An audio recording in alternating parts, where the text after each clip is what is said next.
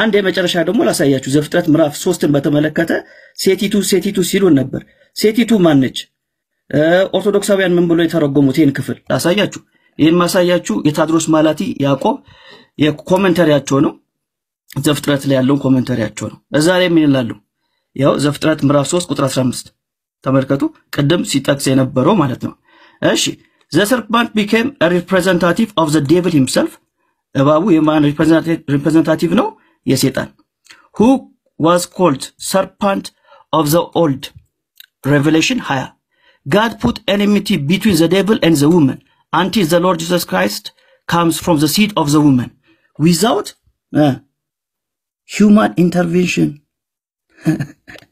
እንዲህ ብሎ ያስቀምጡት ያለ ምንም የሰው ጣልቃ ገብነት ነው የመጣውማ ጌታ ኢየሱስ ታዲያ ስለማን ነው የሚያወራው የክፍል ስንል ይሄው ዳግማዊት ሔዋን የምትባለው ማን ነች ተመልከቱ when the church the new eve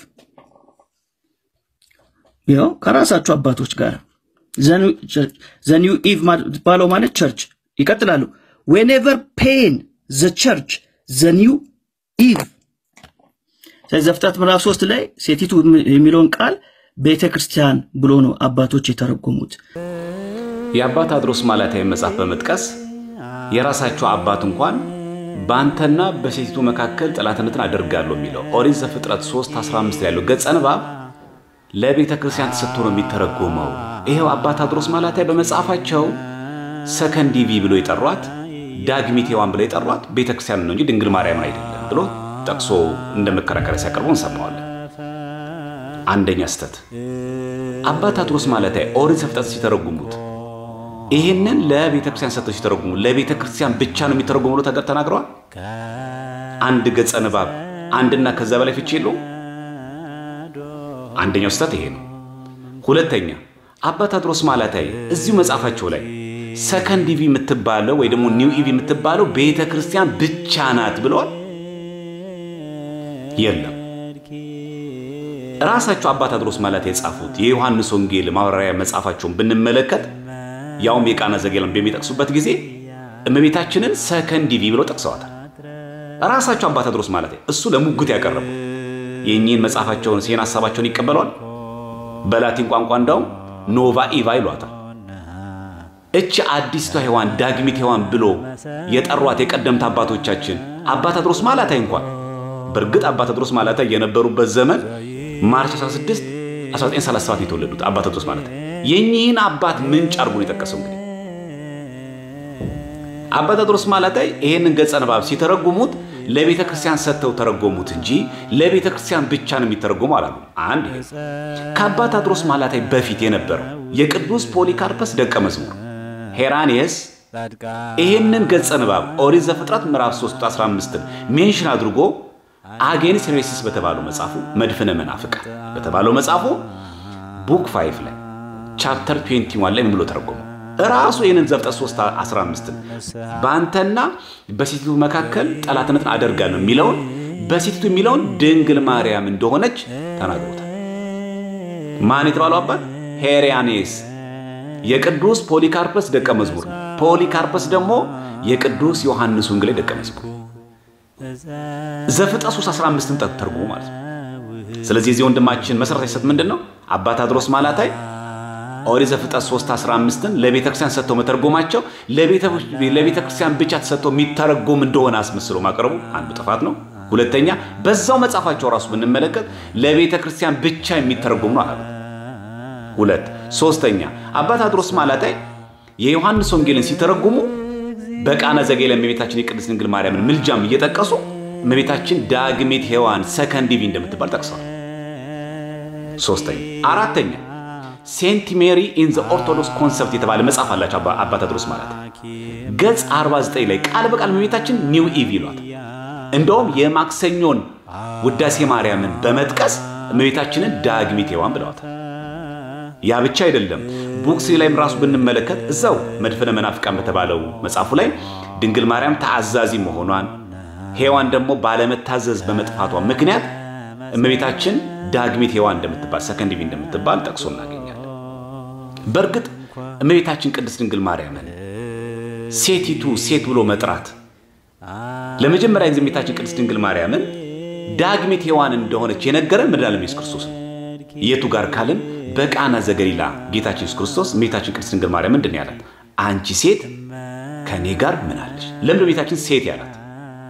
ሴት በመጽሐፍ ቅዱስ ላይ በኦሪት ዘፍጥረት ላይ ሁለት ትርጉም ነው ያለው። አንደኛው አጥንትሽ ከአጥንቴ ስጋሽ ከስጋዬ ማለት ነው አይደል?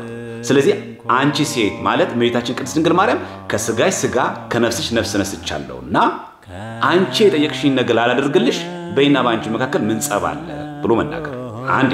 ሁለተኛ ሔዋን በአቤል ምትክ የወለደችውን ወንድ ልጅ ብላ ነው የጠራችው።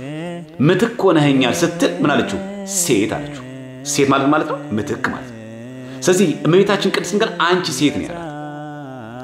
ማርያም መግደላዊትን መድኃኒዓለም ኢየሱስ ክርስቶስ ማርያም ብሎ ጠርቷታል። እናቱን ድንግል ማርያም ግን ምንድን ያላት? ሴት ነው ያላት። አንቺ ሴት ነው ያላት። ስሟ ጠፍቶበት አይደለም ማለት። ለምንድን ነው ጌታችን ኢየሱስ ክርስቶስ አንቺ ሴት ያላት? ስለዚህ ሁለተኛው ፍቺ ማለት ነው ምክንያተ ድኅነትሽ። ስለዚህ አንቺ የሔዋን ምትክ ነሽ ሲላት ጌታችን ኢየሱስ ክርስቶስ እመቤታችንን ሴት ያላት። ብርሃነ ዓለም ቅዱስ ጳውሎስን እንመልከት። ብርሃነ ዓለም ቅዱስ ጳውሎስ ገላትያ ምዕራፍ 4 ቁጥር 4 ላይ እንዲህ የሚል ቃል ተናግሯል። የዘመኑ ፍጻሜ በደረሰ ጊዜ እግዚአብሔር ከሴት የተወለደ ልጁን ይላል። ለምንድን ነው ከሴት ብሎ የጠቀሰው? እመቤታችን ቅድስት ድንግል ማርያም ስሟን ያውቃል። ስሟን የማያውቅ ሐዋርያ አይደለም ሐዋርያው። ስለዚህ ዳግሚት ሔዋን ብሎ መጥራት አንደኛ ከመድኃኒዓለም ኢየሱስ ክርስቶስ የተማርነው ነው። ሁለተኛ ብርሃነ ዓለም ቅዱስ ጳውሎስ ራሱ የጠቀሰው። ብርሃነ ዓለም ቅዱስ ጳውሎስ በሮሜ መልእክቱ በምዕራፍ 16 ቁጥር 1 ጀምረን ብናነብ ከአንድም ብዙ ሴቶች በዝርዝር ጠቅሶ እናገኛለን። ፌቨንን ጠቅሷታል፣ ጵርስቅላን ጠቅሷት እናገኛለን። በስም ጠቅሶ ሲያመሰግናቸው እናያለን።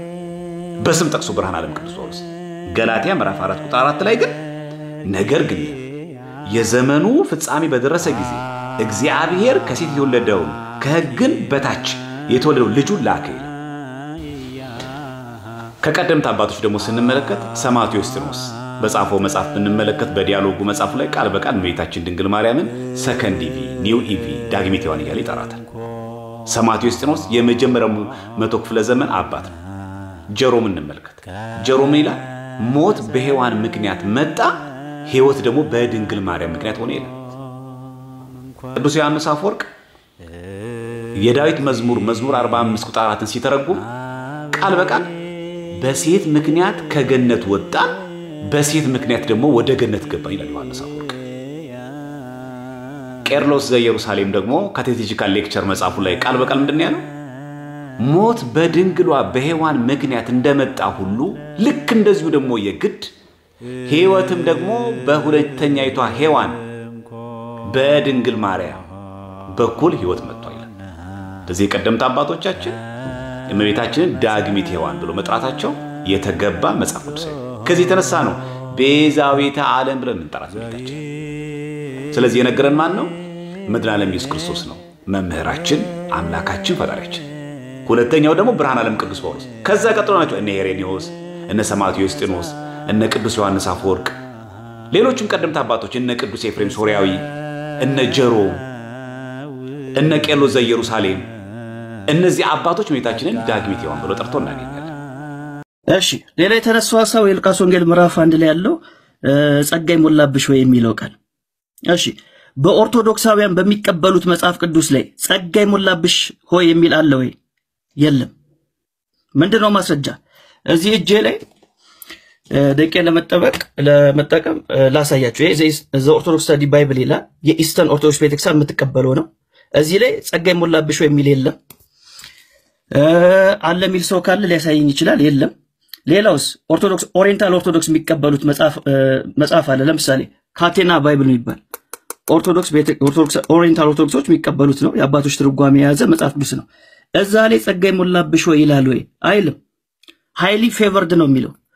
ጸጋ የሞላብሽ ወይ የሚለው አይደል? ቃል በቃል በግዕዙ የሚለው ቃል በቃል ኦ ምልዕተ ጸጋ ነው የሚለው። የሉቃስ ወንጌል በሉቃስ ወንጌላዊ የተጻፈ ሲሆን ሉቃስ ደግሞ ከ72 አርድእት መካከል አንዱ የጻፈው በዮናኒ ቋንቋ። ዮናኒ ማለት በግሪክ ቋንቋ። ጌታችን ኢየሱስ ክርስቶስ ካረገ ከ21 ዓመት በኋላ ለመቄዶንያ ሰዎች የጻፈው ነው የሉቃስ ወንጌል። በግሪኩ ቋንቋ ብንመለከት የሉቃስ ወንጌል የተጻፈው በግሪክ ቋንቋ ስለሆነ የሉቃስ ወንጌል ምዕራፍ 1 ቁጥር 28ን በግሪክ ቋንቋ ጸጋ የሞላብሽ የሚለው በግሪክ ቋንቋ ብንለው ኬሪቶሚኔ ነው የሚለው። ኬሪቶሚኔ ማለት full of grace ማለት ጸጋ የሞላብሽ ነው የሚለው እንጂ to give grace አለ የሚለው ጸጋ ሊሞላብሽ አይደለም የሚለው ቃል በቃል ጸጋ የሞላብሽ ወይ ነው ኬሪቶሚኔ ነው የሚለው የግሪኩ ቋንቋ። ጀሮም የተረጎመው ራሱ የላቲኑን vulgate ያለው መጽሐፍ ቅዱስ ብንመለከት ራሱ full of grace ነው የሚለው ጸጋ የሞላብሽ ነው። ያ ብቻ አይደለም የጥንቱ የሶሪያ እንግዲህ ሶሪያ ኦሪየንታል ቤተክርስቲያን መካከል አንዷ ናት። የጥንቱ የሶሪያ መጽሐፍ ቅዱስ ፔሺቶ የሚባለው መጽሐፍ ቅዱስ ብንመለከት full of grace ነው የሚለው ጸጋ የሞላብሽ ነው የሚለው። ስለዚህ የጥንት መጽሐፍቶችም የሚናገሩት የግሪኩም የሉቃስ ወንጌል የሚናገረው ቃል በቃል ጸጋ የሞላብሽ ነው እንጂ ጸጋ ሊሞላብሽ አይደለም። ይሄ በጣም ጠንቅል ልናውቀው የሚገባው ቃል ነው ማለት ነው።